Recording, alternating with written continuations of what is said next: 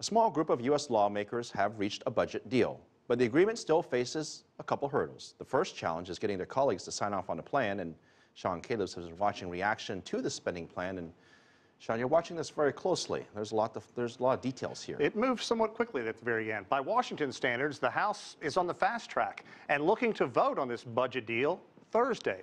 It's a 2-year spending framework plan and would do away with the across-the-board spending cuts called sequestration.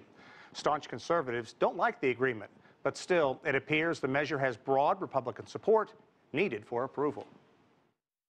It's an agreement that's supposed to signal the end of years of bitter partisan political fighting, and at the same time put the United States on a path to chipping away at the massive deficit.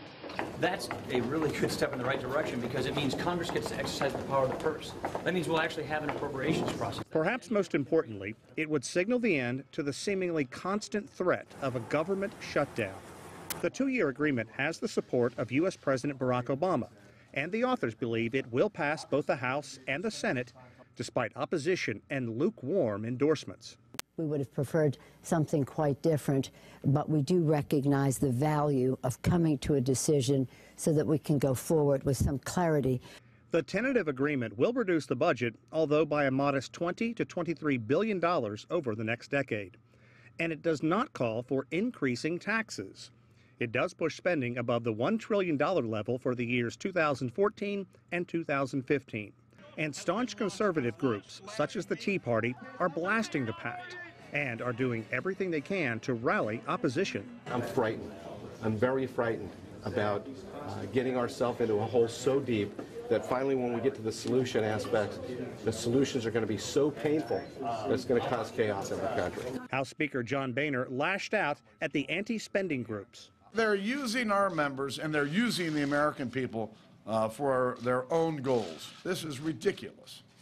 Listen, if you're for more deficit reduction, you're for this agreement. The Tea Party and others vow to make this agreement a tough sell. That withstanding, critics say the really difficult, divisive budget issues aren't even addressed in this plan, including extending unemployment insurance for the millions of Americans who can't find jobs and whose benefits are running out, and entitlement reform. Republicans are trying to slow the rising cost of Medicare and Social Security for the legions of aging baby boomers. Again, we are seeing what's good for Main Street isn't necessarily always good for Wall Street. Stocks slid on word of the budget pact.